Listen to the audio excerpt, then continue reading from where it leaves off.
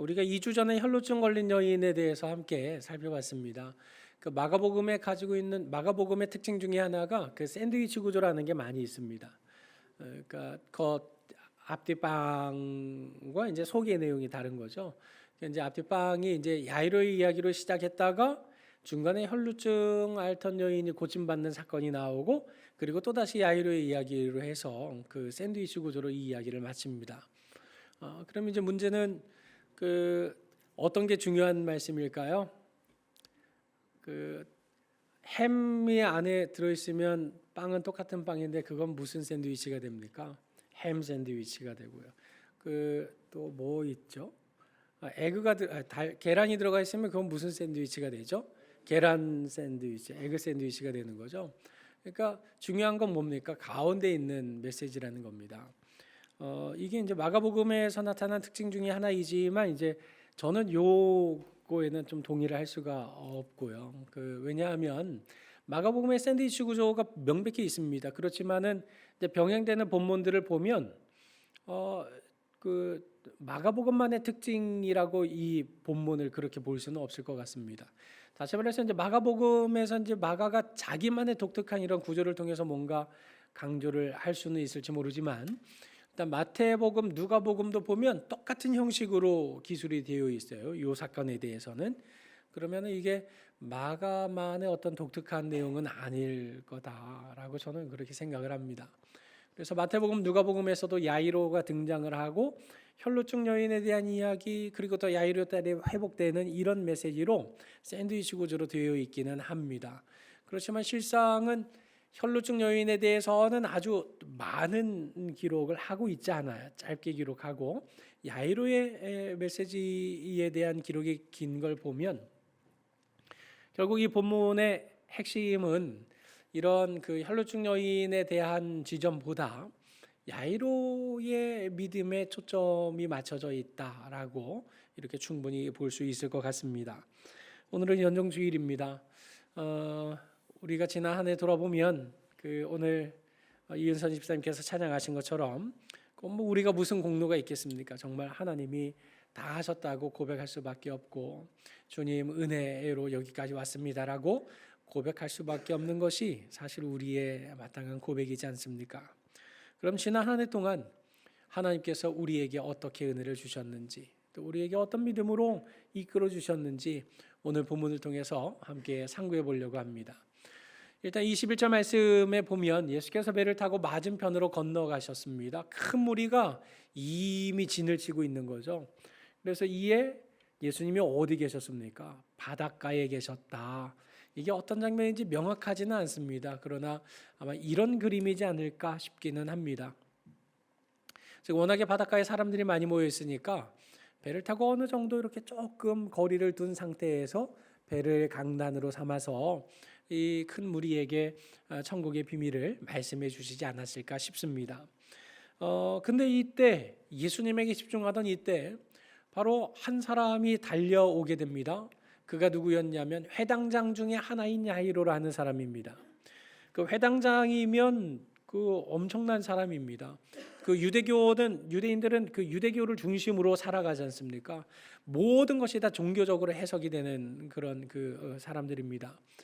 그러니 회당이라고 하는 것은 바로 그런 하나님의 말씀을 가르치고 읽는 이제 그런 마을의 중심지였고 거기에서 장을 맡은 존재다. 그러면 그 영적인 종교적인 지도자였다는 겁니다. 그런데 이 체면 문화가 엄청나게 큰 이 유대 사회에서 지금 회당장이 예수님의 발 앞에 와서 엎드렸다. 30살에서 조금 더 넘는 그런 청년 예수의 발 아래 와서 회당장이 엎드렸다. 우리의 지도자가 엎드렸다. 이거는 거기 모인 많은 무리들로 하여금 호기심을 자극하기에 충분했던 겁니다. 이게 지금 도대체 어떤 일이냐? 이게 뭔 일이 벌어지고 있는 거냐? 했는데 엎드린 이유가 뭐였습니까? 딸 때문이었습니다. 내 딸이 다 죽어가고 있다는 겁니다. 그러니 어떻게 해달라고 요청한 겁니까? 요거를 잘 기억하셔야 됩니다. 오셔서 그 위에 손을 얹으사 구원을 받게 하소서. 다시 말해서 아직 숨이 붙어 있을 동안에 내 딸에게로 오셔야 됩니다. 그리고 그 위에 손을 얹어 주셔야 됩니다. 그리고 이 병에서 노임을 받게 해 주셔야 됩니다라고 요청했던 것입니다. 그 예수님께서 이 회당장이 자신의 발 아래 엎드리는 장면을 보고 그래 우리 한번 가봅시다 하고 그 자리에서 일어나게 되었는데 그 어린 딸이 몇 살입니까? 12살. 그 41절 말씀에 보면 거기에 12살이라고 기록이 되어 42절에 보면 12살이라고 기록이 되어 있습니다. 이에 예수님께서 그 어린 딸이 죽게 되었다고 하니까 그 당장 일어나서 가셔야죠. 그래서 당장 일어나서 가기 시작했습니다. 그랬더니 큰 무리가 따라갔습니다. 왜 그럴까요? 이거 회당장이 무릎 꿇었는데 그의 아이가 그의 딸이 어린 딸이 죽네 사네. 그래 야 그러면 이거 드디어 예수님의 뭔가 능력을 볼 수 있는 장면이네 하고 아마 엄청난 호기심에 사람들이 그 뒤를 막 따라갔을 겁니다. 참 기가 막히지 않습니까? 한 집에 한 아버지는 딸 때문에 정말 조급한데 그 큰 무리들은 정말 이게 도대체 어떻게 될 것인가 하고 자신들의 어떤 호기심 충족을 위해서 따라가고 있다는 이 말입니다. 아무튼 큰 무리가 따라가면서 에워싸 밀 때 2주 전에 살펴보았던 혈루증 앓던 여인이 만나게 되는 거죠. 예수님의 옷자락을 만진 사람이 어디 한두 사람입니까? 엄청나게 많았죠. 인파 속에서 밀고 밀치다 보니까요. 그런데 예수님이 갑자기 가던 걸음을 딱 멈춥니다. 지금 누가 내 옷을 만졌냐? 그러니까 제자들이 뭐라고 말씀하십니까? 아니 지금 예수님 옷자락을 만진 사람이 지금 한두 사람이냐고요. 이렇게 많은 사람들 중에 지금 회당장 야이로가 급하게 생겼는데 지금 무슨 말씀을 하십니까? 그 예수님께서 하신 말씀이 아니다 내 몸에서 능력 나갔다 하고는 이렇게 둘러보시는 거죠. 그러니까 이 혈루증 앓던 여인이 예수님의 옷자락을 만진 순간 자기가 나았음을 알게 되었지만 함부로 말할 수 없었습니다.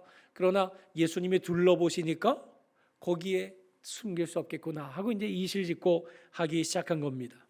그 혈루증 앓던 여인이 고침을 받게 된 사실을 이제 간증하기 시작하는데요. 그 사연이 어땠을 것 같으십니까? 엄청 길었을 겁니다. 왜 그럴까요? 12년 동안 투병했습니다. 의사 많이 만났죠. 의사들 만났던 얘기로부터 내 재산 다 허비했던 얘기로부터 이 질병에 매여서 내 삶이 얼마나 고달팠는지에 대해서부터 엄청나게 오랜 간증을 했을 것임에 틀림이 없었을 겁니다. 지금 이 여인이 누구 앞에 엎드려서 얘기를 합니까? 예수님의 발 아래 엎드려서 얘기하고 있습니다. 그런데 예수님의 발 아래 누가 먼저 엎드렸습니까? 회당장 야이로가 먼저 엎드렸습니다. 내 딸 좀 살려주십시오 하고 체면불구하고 회당장으로서가 아니라 아버지로서 예수님의 발 아래 엎드렸던 겁니다. 그런데 나중에 엎드린 이 여인을 고쳐주고 그 여인의 얘기를 듣고 계시는 거죠. 예수님께서. 지금 이 여인이 나는 12해 동안 혈루증을 앓았습니다 라고 말할 때 그 12해를 말할 때 이 회당장 야이로는 무엇을 생각했겠습니까?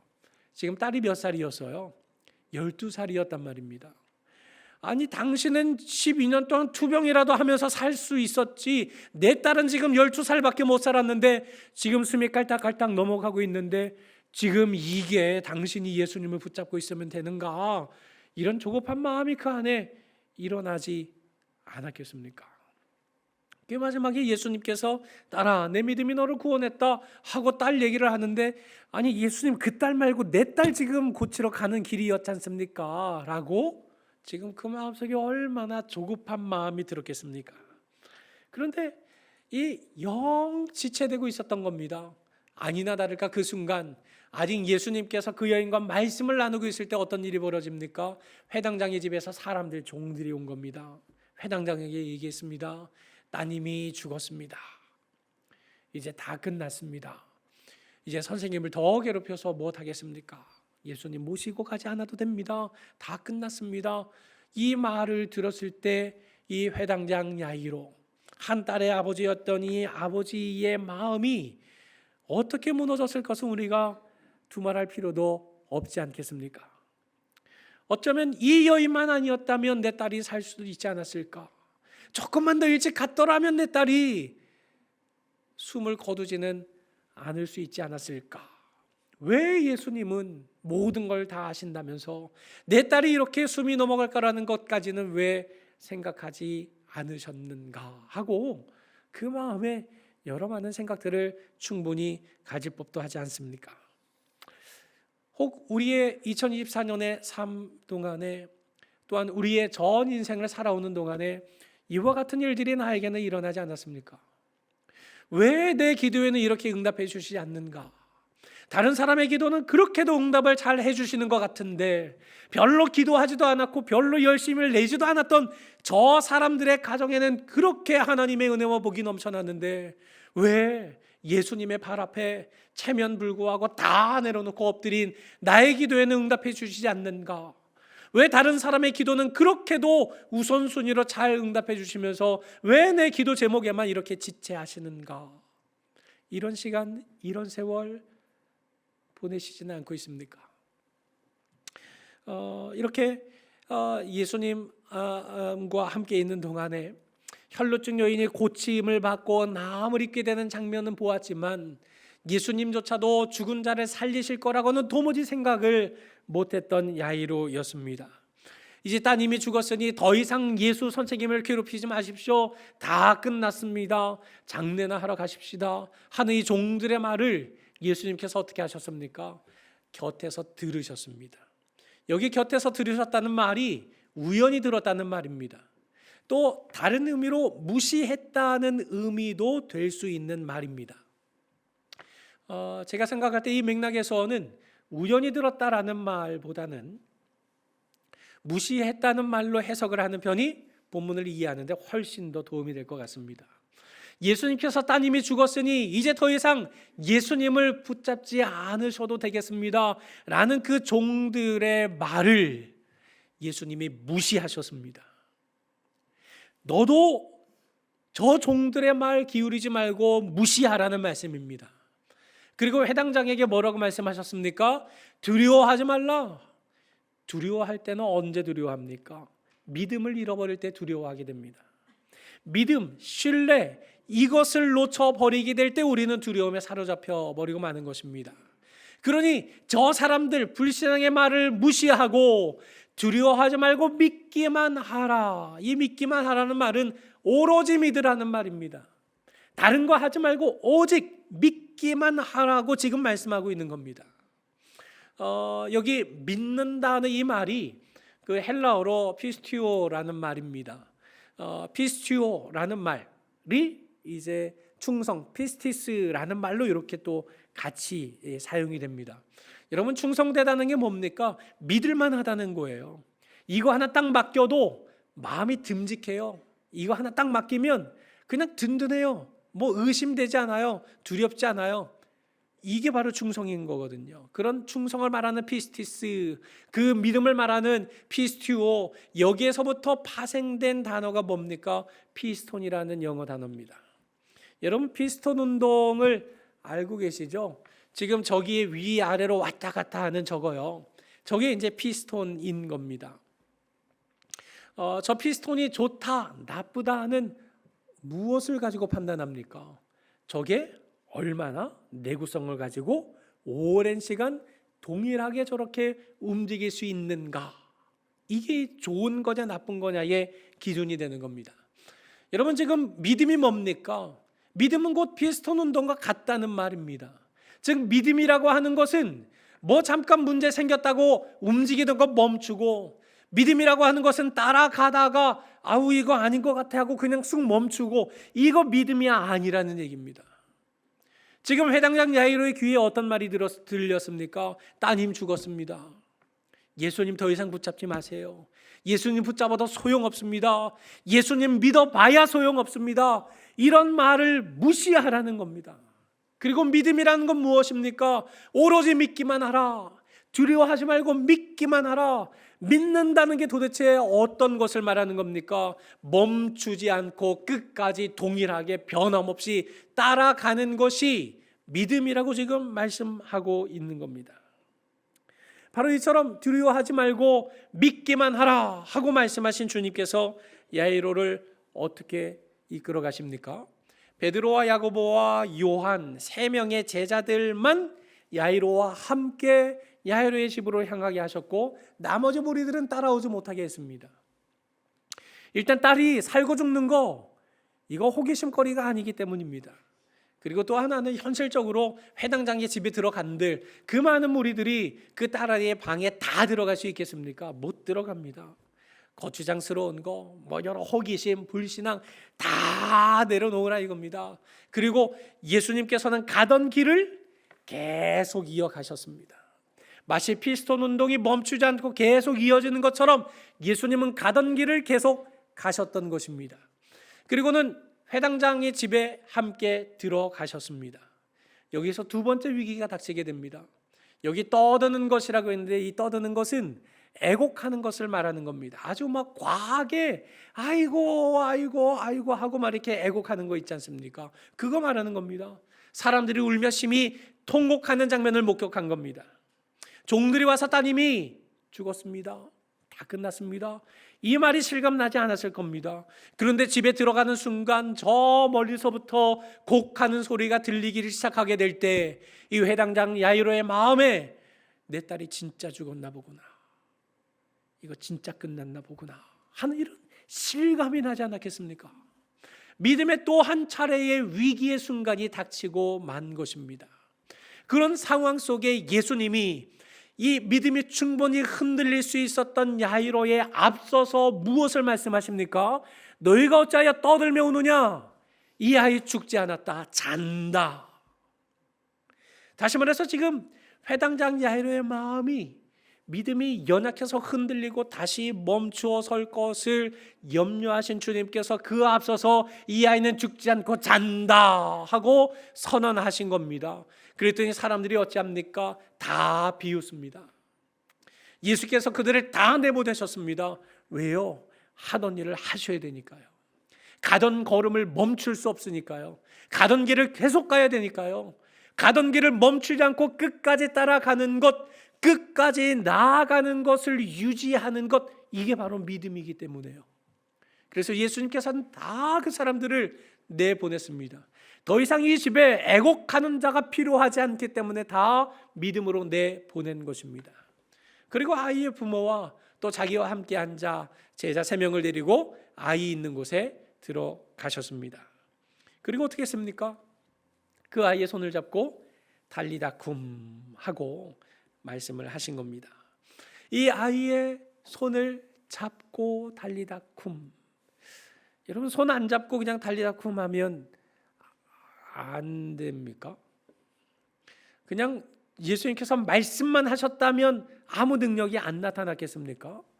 아니요. 안 잡으셨어도 능력 나타납니다.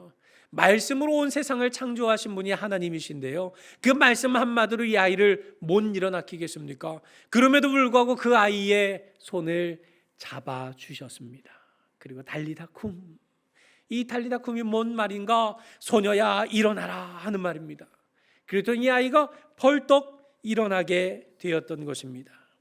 마침내 예수님의 말씀을 따라 죽은 아이가 살아나게 된 이런 기가 막힌 역사가 이루어졌다는 사실이 오늘 본문에 기록되어 있는 겁니다. 여러분, 어차피 살리실 거 아니에요? 어차피 여인을 이 아이를 안 죽게 하실 거였잖아요, 예수님께서. 뭐 이렇게 애간장을 태워가면서 이렇게 하십니까, 일을?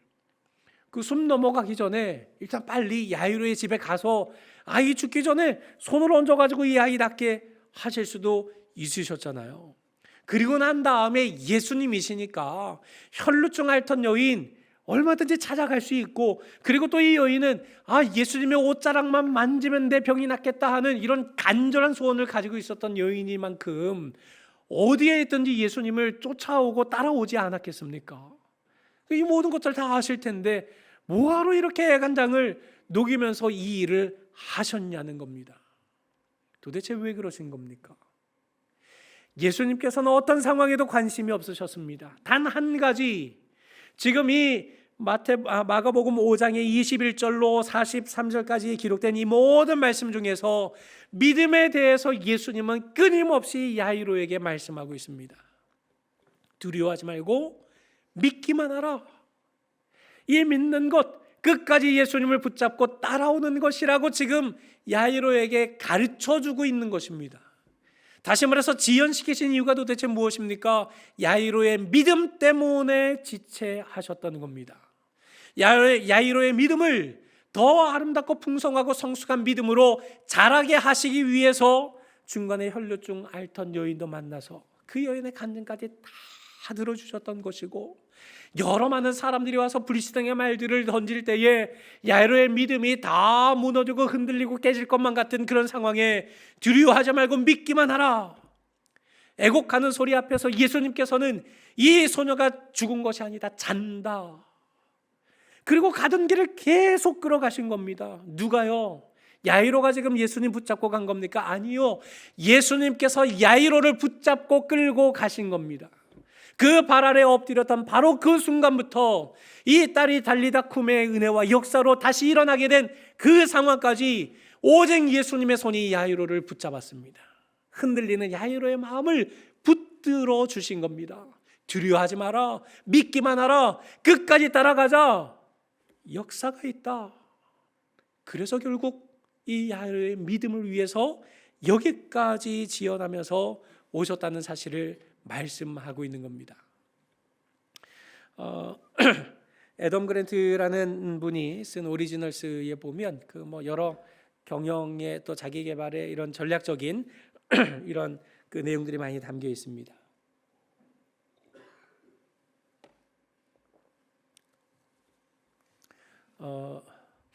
이 책에 그 보면 한 챕터에 그 전략적 지연의 유익이라는 내용이 나와 있습니다. 이게 뭐냐면 그 우리의 뇌는 뭐든지 일단 빨리 해치우고 빨리 쉬고 싶어하는 본성적으로 게으른 게 뇌다. 이렇게 그 진단을 합니다. 그래서 뭘 빨리 매듭지었다가 설익은 어떤 결과를 얻게 되기 때문에 전략적으로 자꾸 지연을 시켜라. 그러면서 여러 가능성을 생각하고 또 여러 방안도 생각해보고 이렇게 가능성을 시도하고 수정하고 보완하면서 점진적으로 발전시켜 나아가기 위해 전략적으로 지연하는 것은 필요하다. 이런 주장을 하는 겁니다. 이 책에서 예를 들은 것이 바로 그 최후의 만찬을 그린 사람이 누구였죠? 레오나르도 다빈치, 그죠? 제가 9시에는 얘기했는데 또 갑자기 생각이 안 납니다. 아무튼 다빈치가 그렸잖아요. 그게 몇 년 걸렸는지 아세요? 15년이나 걸려서 완성된 그림입니다. 바로 그런 전략적인 지연이 있었기 때문에 그처럼 멋진 명화가 탄생했다라고 이렇게 이 책에서는 이 책의 저자는 그렇게 주장을 하는 겁니다. 여러분, 음식 하나만 하더라도 이게 몇 년 묵었느냐에 따라서 그 숙성의 깊은 맛이 다르지 않습니까? 그 도라지를 숙성시켜도 이거 몇 년 숙성했습니다 해서 그 숙성의 횟수가 많으면 많을수록 왠지 몸에 훨씬 더 좋을 것 같고 또 실제 더 좋은 거 아니겠습니까? 이런 전략적인 지연들은 우리의 삶을 더 성숙하게 만드는데 요긴하게 사용되는 방법이기도 합니다. 예수님께서 지금 야이로의 딸을 어떻게 해서든지 고쳐주실 수 있었습니다. 그러나 계속해서 전략적으로 지연하고 계셨던 이유는 다른 데 있지 않았습니다. 이 회당장 야이로의 믿음을 성숙하게 만드시기 위함이었던 겁니다. 여러분, 이 야이로가 예수님 발 앞에 엎드렸을 때 처음 요구했던 것이 무엇입니까? 오셔야 됩니다, 예수님. 그리고 그 딸 아이 위에 손을 얹으셔야만 됩니다, 예수님. 하고 이렇게 요청을 했지 않습니까? 아직 숨이 붙어 있을 때 오셔야만 되고 그 위에 손을 얹으셔야만 되고 그래야 내 딸이 나을 수 있겠다는 그런 아주 초보적인 믿음을 가지고 간구했던 야이로였습니다. 그러나 예수님께서 두려워하지 말고 믿기만 하라고 끝까지 데려가신 결과 어떻게 됩니까? 죽은 아이가 일어나서 걷게 되는 부활신앙까지 목격하게 된 겁니다. 아, 예수님의 능력이 이만큼이구나. 예수님의 능력은 정말 이 정도였구나. 난 상상치도 못했고 생각지도 못했고 예상치도 못했는데 예수님은 죽은 자마저도 살리실 수 있는 부활의 주님이셨구나라는 사실까지 그 믿음이 자라나게 되지 않았습니까? 여러분, 우리 인생에 무언가 하나님의 응답이 지연되는 것 같습니까? 다른 사람의 기도는 그렇게 응답을 잘 해주시면서도 내 기도에만 지체하시는 것처럼 생각이 되십니까? 결코 그렇지 않습니다. 내 삶의 기도 응답이 지체되고 있는 것은 나에게 그 상황이 필요하기 때문에 그런 것입니다. 두려워하지 말고 끝까지 믿기만 하도록 우리를 연단하고 훈련시키시기 위한 하나님의 지연 전략이 내 삶에 녹아 있기 때문에 그랬다는 사실을 우리는 잊지 말아야 하는 것입니다. 그렇다면 그 주님을 우리가 두려워하지 말고 믿기만 하는 것, 다시 말해서 피스톤 운동이 계속 이루어지는 것처럼 그 예수님을 붙잡은 손을 끝까지 놓치지 않고 어찌하든지 따라간다면, 그러면 그게 끝에는 명백히 달리다굼의 놀라운 은혜와 축복이 예비되어 있다는 사실을 오늘 주님께서는 이 말씀을 통해서 우리에게 가르쳐주고 있는 것입니다. 사랑하는 서부경의 성도 여러분, 사랑이라고 하는 것은 장벽을 다 뛰어넘습니다. 사랑은 어떤 장벽이든지 다 뛰어넘게 되어 있는 것입니다. 오늘 이 마가복음 5장에 그런 장벽을 뛰어넘는 예수님의 사랑의 모습이 5장 내내 꽉 차 있습니다. 우리가 21절부터 살펴보았지만 그 윗부분에 보면 그 거라사 지역의 공동묘지에 내쫓긴 채 살아가고 있었던 그 광인 한 사람이 있었습니다. 여러분, 묘지, 무덤에 가는 것은 그 당시 율법에 의하면 부정한 일입니다. 그러나 그 미친 한 사람 광인을 위해서 예수님께서 그 묘지로 나가신 겁니다. 부정한 그 자리에 나아가서 그에게 나음을 선사해 주셨습니다. 여러분, 야이로의 집에 나아가는 동안에 누구를 만났습니까? 혈루증 앓던 여인을 만나게 되었습니다. 혈루증을 앓던 여인과의 접촉은 나를 부정하게 만드는 일이었습니다. 그럼에도 불구하고 주님께서는 그 옷자락에 만진 것, 그거 드러내어서 이 부정한 여인을 고치고 낫게 만드셨습니다. 여러분, 아까 제가 이 소녀에게 달리다쿰 말만 하면 안 됩니까? 왜 굳이 손을 잡아야 됩니까? 라고 언급드렸었는데, 죽은 시신에게 손을 대는 것, 이건 역시 율법에서는 부정한 것으로 여기는 겁니다.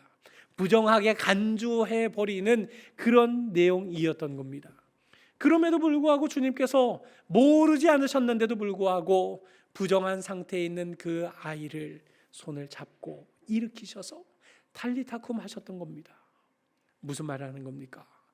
부정한 상태에 놓여 있는 그 모든 사람들은 다 부정히 여기고 그를 멀리했지만 예수님의 그 놀라운 사랑은 그 부정함의 담을 뛰어넘어서 그 부정한 삶의 현실로 찾아가서 그 모든 부정함에 매여 있었던 자들을 하나하나 그 매인 것들로부터 다 풀어서 다 자유케 하셨다는 사실을 이 마가복음 5장에서 기록하고 있는 것입니다.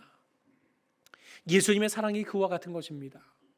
여러분, 2024년 한 해를 한번 돌아보시기 바랍니다. 한 해 내내 하나님 앞에 아무 부끄러운 것 없이 1년 365일 분초마다 하나님 앞에 정말 참된 믿음으로만 살았습니까? 믿음으로 산다 말은 하지만 실상 우리의 현실이 그렇지 못할 때가 참 많지 않습니까? 주님께서 그 모든 부정한 것들을 이 자리에서 우리 가운데서 다 드러내신다고 한다면 감히 하나님 앞에서 고개를 들 수 있는 사람이 누구 한 사람이라도 있겠습니까? 그럼에도 불구하고 주님께서는 그와 같은 부정한 우리를 위해서 찾아와 주시고 부정한 우리의 손을 붙잡아 주시고 끊임없이 믿음이 흔들리고 끊임없이 믿음이 왔다 갔다 하는 그런 모든 상황들 속에서도 두려워하지 말고 믿기만 하라, 나와 함께 가자 하고 그 손을, 우리의 손을 붙잡고 이 연말 2024년까지 이끌어 주신 까닭에 오늘 우리가 그 은혜 안에 살아갈 수 있는 것 아닙니까? 그러므로 연말과 새해를 지나면서 이 놀라운 은혜, 이 변치 않는 사랑, 이것을 우리 가슴 깊이 다시 한 번 더 새기는 가운데 예수님의 발 앞에 엎드렸던 야이로와 같이 끊임없이 예수님의 발 앞에 엎드리는 자가 되고 두려워하지 말고 믿기만 하라고 말씀하시는 그 주님의 약속 붙잡고 끝까지 믿음으로 따라가는 자가 되어서 모든 불신앙의 자리를 다 물리치고 이겨내어서 마침내 주 안에서 다시 사는 부활 신앙을 확신하는 이런 달리다굼의 자리에까지 이르는 우리 모든 성도들이 되시기를 주님의 이름으로 간절히 축원합니다.